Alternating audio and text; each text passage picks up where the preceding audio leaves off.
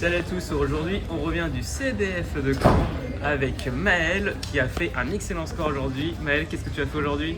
Salut à tous, aujourd'hui j'ai fait top 64 avec Cristron Kashtira au CDF 2025. Donc voilà, super content, premier top. La run était un peu bizarre, elle a commencé en 0-1 avec une grosse remontada jusqu'en round 5. Je fais une deuxième loss, into une draw à la dernière ronde. Je passe en J2, je gagne tout et après je perds en 64, je peux rien faire. Et du coup, tu as joué contre quoi pendant ces 12 rondes? J'ai noté sur le côté, j'ai joué 5 malices, j'ai perdu contre 2 malices, j'ai gagné contre 3 malices, 2 Mitsou variantes, un Cache Genesis, un White Forest, 2 Raisel Finsmith, j'ai draw contre un et un Memento contre lequel j'ai perdu. Donc finalement, pour lesquels t'as tapé beaucoup de méta, pas de deck un peu à côté, il y a eu Kashira Genesis. Cache Genesis où c'était un peu à côté et White Forest où il a rien pu faire, mais sinon que de la méta. J'étais plutôt à l'aise dans le match-up Mitsu globalement, on verra avec les cartes, et Malice ça m'a terrifié. J'étais terrifié par le match-up Malice et au final j'en ai tag 1 au jour 1. Sur le J1 j'en ai tag 2 sur le J1 et J2 j'en ai tag 2 autres. Ça s'est très bien passé. Ok, allez, tu nous montes à décompage. Bien sûr. On commence par la meilleure carte de Cristron, Tristaros. C'est la raison pour laquelle on joue le deck. C'est trop fort, ça met de la pression sur le board dès que tu le normes, mais t'as pas vraiment de counterplay à avoir. Bon, ça prend Impulse, ça prend H. C'est dur quand tu prends un deuxième Fuvalos quand tu chaînes à ça, mais voilà, c'est très fort, ça permet de jouer un peu contre la trap. Et puis c'est la meilleure norme du deck. Pourquoi à 3 plutôt qu'à 2? C'est la meilleure norme du deck. Okay. On veut la voir et on verra que j'ai d'autres normes aussi qui sont intéressantes. Okay. Sulfador pour le foolish, etc. Qui permet d'extendre les combos, c'est ce qu'on tuto. Donc voilà, c'est une carte engine un peu weak quand tu commences avec ça.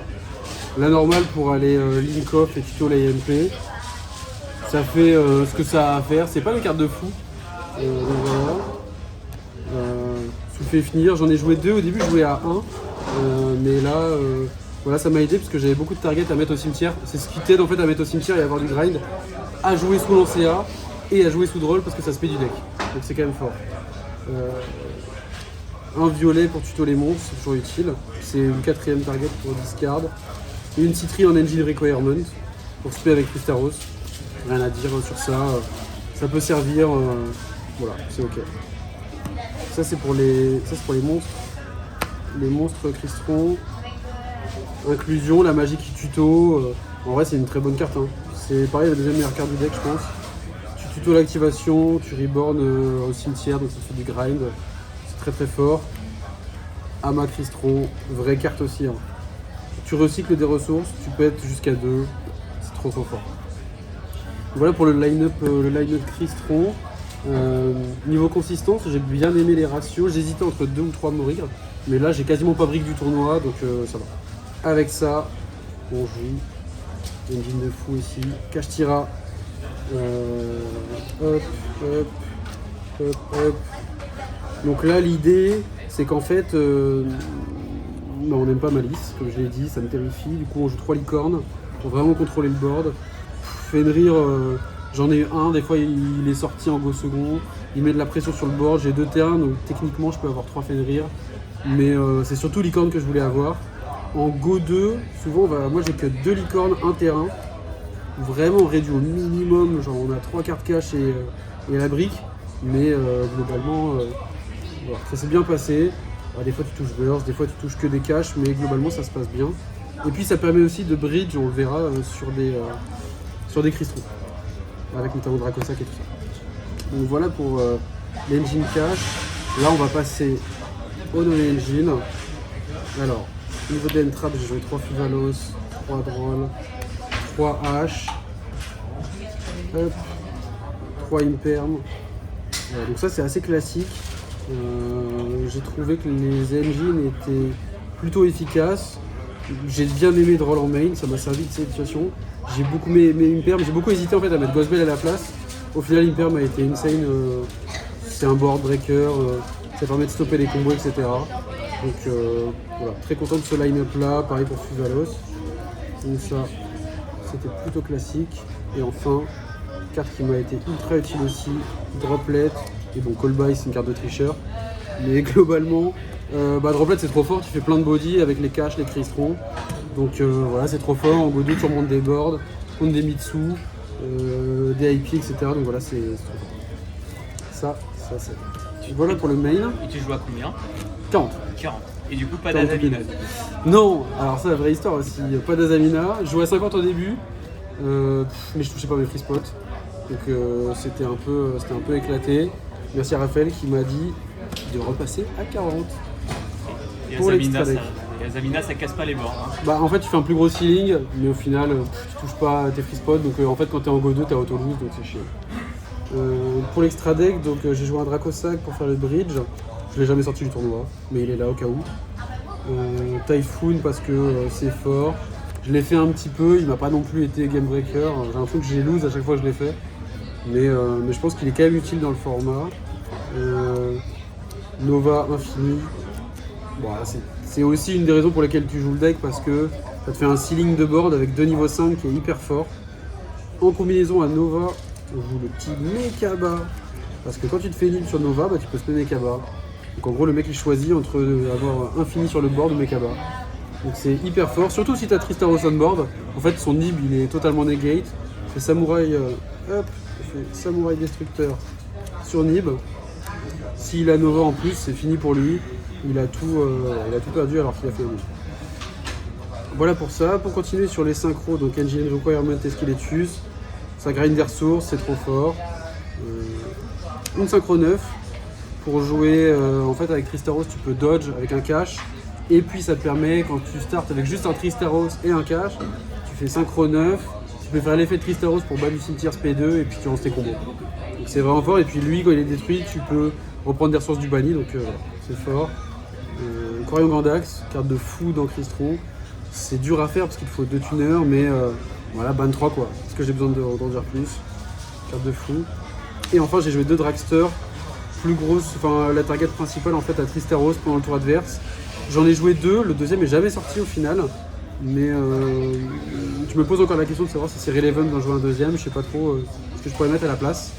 Mais pareil, carte de fou, negate NP, c'est aussi la raison pour laquelle le match-up Rise est trop fort parce que tu peux juste negate la rituelle, et après ça dégage. Là, juste une petite question Oui. à propos de Nova et Mekaba. Du coup, est-ce Oui. que tu avais beaucoup de joueurs qui étaient étonnés de voir Mekaba? Parce que c'est pas hyper fréquent de le voir, je trouve, un deck profile qui est en top. Les joueurs old school, ils étaient pas étonnés parce qu'ils connaissent l'effet de Cyber Dragon Nova, parce qu'ils l'ont connu dans la méta. Je l'ai sorti une fois pendant le tournoi. Je pense que j'aurais gagné quand même, mais ça m'a vraiment assuré la victoire. Et il y avait beaucoup de gens qui étaient qui nib avant aussi, donc sur lesquels on peut pas sortir, mais je pense qu'il est quand même relevant, surtout que là j'ai l'impression d'avoir quand même de la place dans l'extra deck.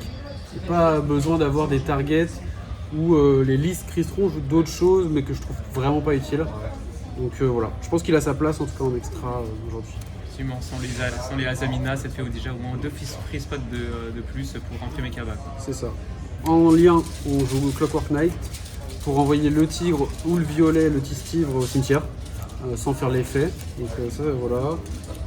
Cherubini pour faire la loupe avec Dracossack, où justement on fait Dracossack, spé de token, spé Cherubini, on voit un niveau 3, commencer les combos. Et SP, que j'ai sorti de temps en temps, mais vu qu'on se lock, on la fait pas tout le temps. Voilà. Il y a vraiment lui qui est obligatoire. Je sais pas si SP est obligatoire et Cherubini c'est si vous jouez avec les caches. Voilà pour l'extra deck. Et enfin le side. Est-ce que ça étonne quelqu'un? Je pense pas. J'ai joué Solemn Strike, mais je pense que j'aurais pu jouer Solemn Warning aussi, qui était relevant. Je pense que c'est bien d'avoir une counter trap dans ce genre-là, pour vraiment renforcer le go first. Et pareil contre des malices, des trucs comme ça, c'est quand même assez fort. Mistaken Arrest, MVP du side. Hors Lancea bien sûr, mais Mistaken Arrest c'est vraiment... ça cloue les games avec Mitsu Agile, etc. Il y a des gens qui peuvent tourner autour de Droll. Tu peux pas tourner autour de Mistaken Arrest, donc trop fort. Une carte qui était très attendue aussi dans le format, c'est forcément PTT. J'en joue que 2, j'en ai joué 3 à un moment, mais je pense que c'est un peu trop. Et en target, du coup, j'ai mis TTT, Storm, Sanctum pour Lancea et Gnome. Pareil pour le Go First avec Mitsu. Donc en fait, là, j'ai vraiment un line-up où contre Globalement, contre contre les Mitsubishi équivalents, on rentre ça, et même contre des Rising variants, on rentre ça, et c'est vraiment très très fort. Je peux rentrer aussi en fonction le TTT que je change avec une carte d'engine. Et contre Malice, je pouvais même rentrer jusque ça, avec les cartes Sanctum. Là, ça nous fait silenciaire.